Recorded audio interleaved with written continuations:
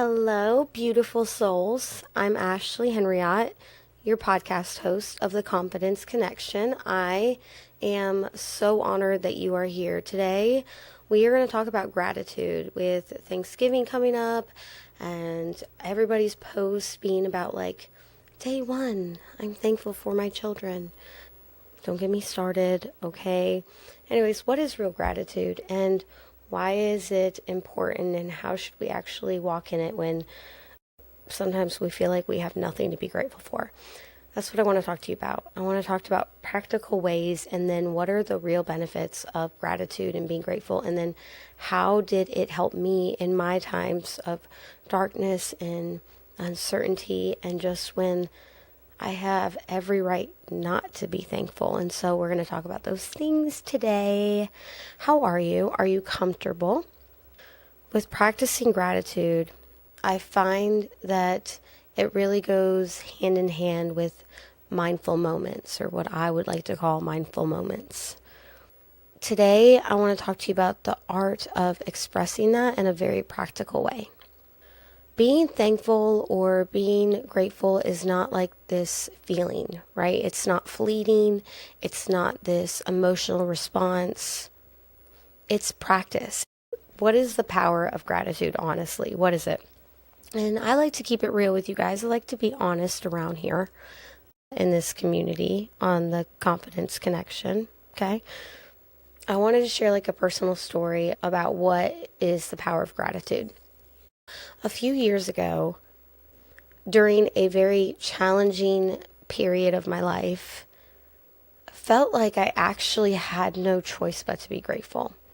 There was this woman in my life who, during the time I had went to help me get my finances in order, because my ex had just left me with 2 kids, an $800 power bill, and it was a blessing in disguise in itself. But I was at a period in my life that I had to pick and choose what bill I was going to pay that month.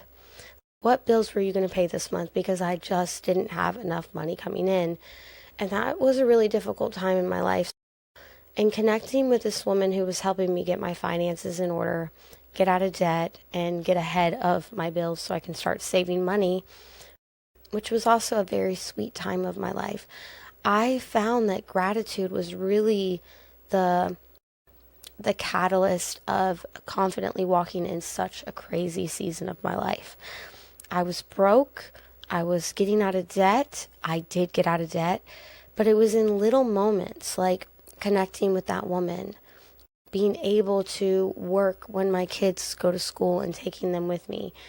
I was forced into really recognizing mindful moments where I could be grateful to God, even in such crazy circumstances.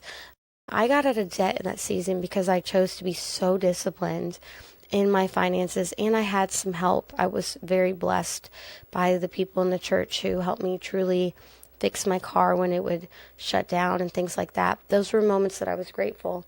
I got out of $15,000 debt during that time in 4 months, 5 months, and I was still able to work, and my income never changed. It never went up and it never went down. I just became so much more in order, and I had people who really supported me and gave me a chance, an opportunity to finally get on my feet. And I just remember learning to be grateful in all the little things, even when I would have a bad day. And for accountability, I would talk to this woman, and she would always, if I said something negative, she'd be like, well, at least you have a phone. Or she would always not necessarily gaslight me, but help me keep my fresh perspective so I didn't go down and unravel.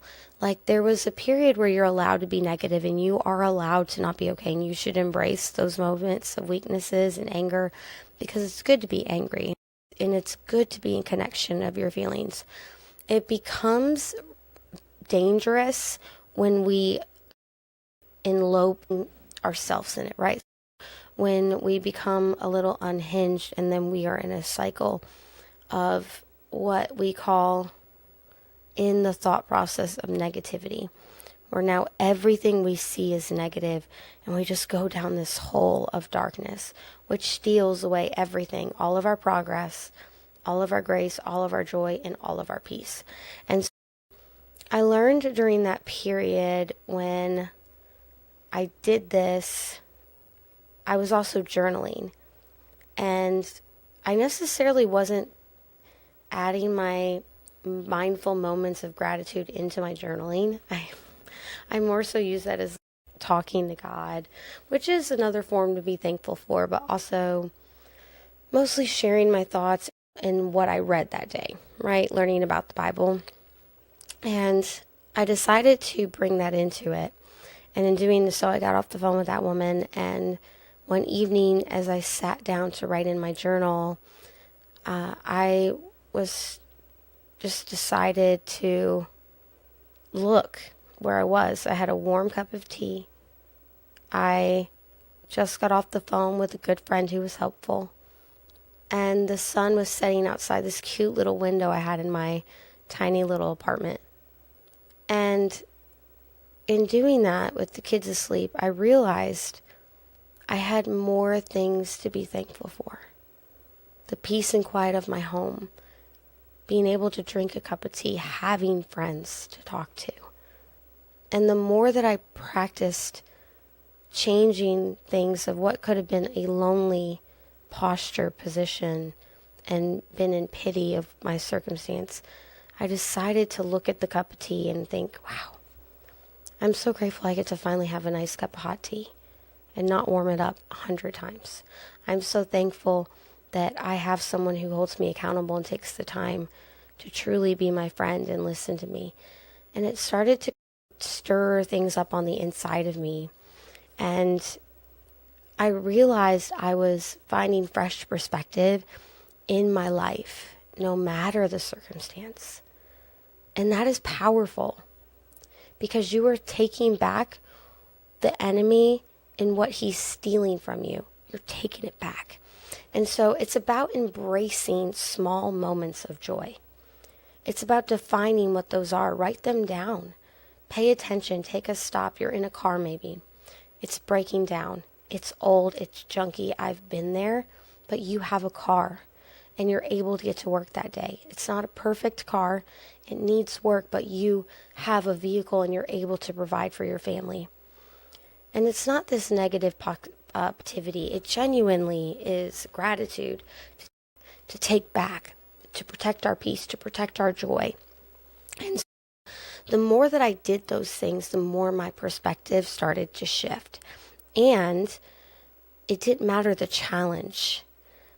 What I found in embracing this practice, remember it's a practice, is I found a more profound sense of peace and contentment. And if you've never heard me say this before, I will tell you now that contentment is where confidence is. When you are content in your circumstance, then you can connect to Christ who has called you. And you will find clarity in contentment because you're not looking for something more. Write that down because it is so powerful. Which brings me to number 2 in regard of being mindful, is that to incorporate this kind of gratitude into your life.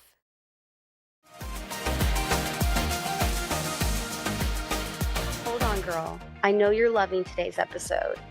Before we jump back in, let's get real about something many of us face. Do those nagging self-doubts, imposter syndrome, the fear of rejection ever hold you back from being bold in your business, in your relationships, in the world, especially when you're aiming to align with your mission for Jesus? Well, here's the scoop.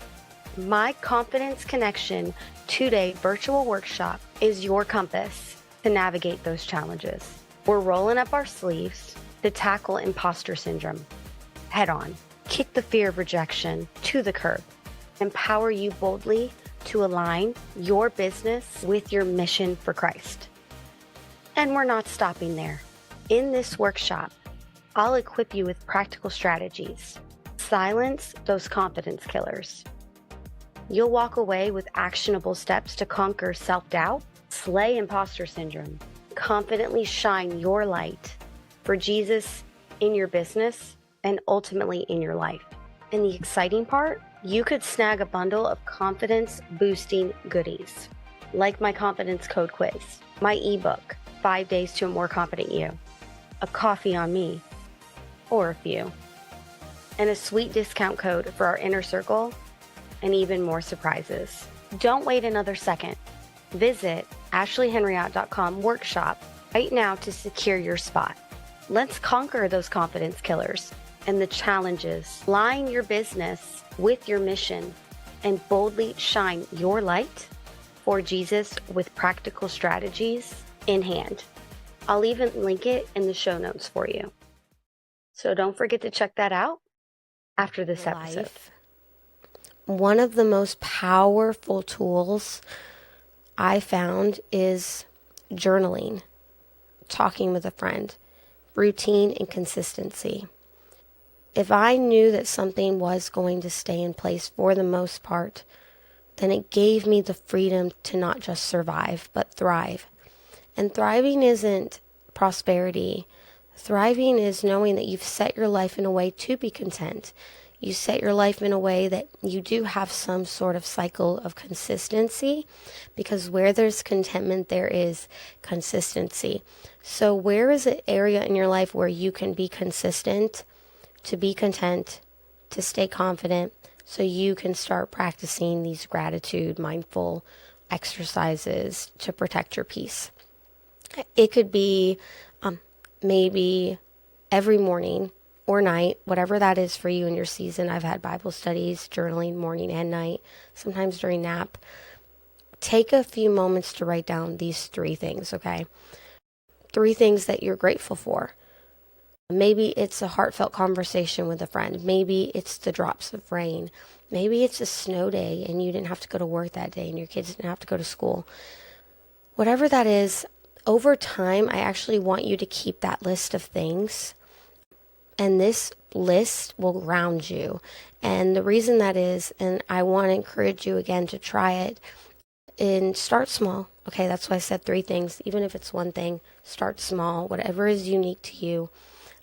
Just jot it down in the morning in your notepad in your phone and see how it feels over time. And get this, you're going to find that as your list grows effortlessly, so does your sense of gratitude, which protects, maintains your peace. And that will consume all of you. And peace is powerful for your purpose. I am always playing off words. We know what the power of gratitude, the definition of it is, the effects of it. We know how to start practicing it practically. But what is the rippling effect of it, right? So it isn't just like this personal experience that we just apply to our lives. Actually, it's really contagious. It is the connection of community. When you are walking out in public, you're a magnet. You're magnetic. When you learn to be so grateful on such little things, it humbles people. And people are only attracted to that. And you never know the kind of people that you'll meet in your gratitude perspective and mindset. And not only are you inspiring yourself to be better, but you're inspiring others, which is your mission and your goal. It's the first step to understanding your purpose. It's not about, do I serve people? It's about, how will I serve people? We have to change what we define as calling. It cannot be, God, am I supposed to serve people? It needs to be, God, how do you want me to serve these people? The people isn't the question, and neither is the serving part, but it's how we work in the body of the church. Where are you called in the body of the church? And maybe in this season of your life, maybe you're a single mom, it's simple acts of kindness. It's just asking someone genuinely how they are, sitting with someone, maybe calling a friend that you haven't talked to in a while. Be realistic about where you are in your season. It means everything in the world for someone to truly see someone else. Not to have the right thing to say, not to be the smartest person in the world, but everyone wants to feel seen. And when you do that for someone, you never know what they're going to see in you. And hopefully it is Jesus, because that is ultimately the head of the church and our goal. If you could, for a second, in your own world, could you imagine a world full of gratitude? And it's a language that we all speak, where a just genuine thank you can heal a wound, an act of appreciation. It creates connections. The world starts with us, right here, right now. What is a guided gratitude meditation that we can do that I want you to process as we end this episode? I want you to find a quiet space where you won't be disturbed. I want you to close your eyes. I want you to take a deep breath. And as you exhale, I want you to let go of tension in your body. I want you to think about something that you are profoundly grateful for. And if you can't think of that on your own, ask God right now. Say, what brings something to me that I should be grateful for, even if it is Christ himself? It could be a person. It could be a moment. It could be a quality about yourself. I want you to hold that thought in your mind, and with each breath, let that feeling of gratitude expand within you. Feel the warmth of gratitude filling your heart. Let it spread to every cell of your body. And as you breathe in gratitude. Thank you, Jesus, for this quiet moment. Thank you, Lord, that I can release to you overwhelm, doubt, and tension. These are just an example way of how to truly apply that. Not just by writing down or listening, but practicing, meditating, bringing Christ in those moments of gratefulness, because that's where you will feel his most presence. He says, come to me with gratefulness. So this is the best way to not only connect in your community, to connect in your calling, but connect with Christ. So remember that being thankful, friend, is not just a practice. It isn't just a feeling. It isn't just an emotion. It's a superpower. It's a tool. I want you to go throughout your day and try to find moments of gratitude. Be mindful. And no matter how small they may seem, they are significant because it's how you make them and see them. Make it a ritual. Make it a habit, like brushing your teeth. Make it a way to be natural as breathing. Because you can create a world and a light within yourself that is illuminated. And people will be attracted to that light. Because all they see and hear all day is negativity and doubt. But you can show them hope and a fresh start, a fresh wind, and a fresh day. And the glory of God. Because if you are going through crappy circumstances, and they see the joy of the Lord and the gratefulness that you carry, that is the glory of God. Because if someone who can go through so much can have so much joy and gratitude, that is the birth of hope. And that's what you carry, my friend. All right. Until next time, don't forget, if this episode was helpful to you, again, I want to hear how it helped you. I want to hear how it encouraged you. It takes 2 seconds, my friend, to go and leave a rating and a review.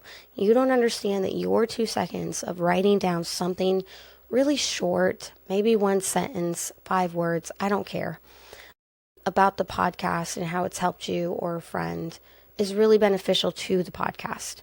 It is really beneficial to what we build here. It is really beneficial to the time that I put in to create these episodes for you.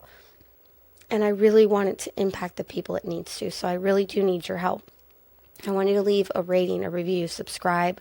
Anywhere you listen to podcasts on YouTube, share it with a friend, share it on social media and tag me in it so I can also share how these things are helping you. Because I can feel you and I can envision you, but I can't see you and I can't see how it's impacting you, and I want to.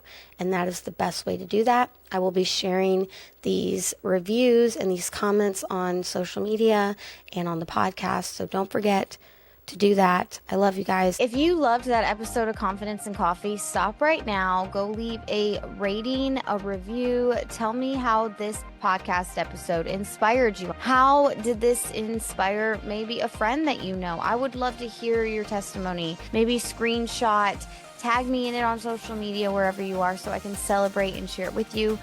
These ratings, these reviews, your subscriptions to the podcast on YouTube and anywhere you listen is so helpful to get this community growing, to get this message out. It takes you 2 seconds to make such a huge impact, so don't forget to do that. And I will see you next Tuesday on Confidence and Coffee.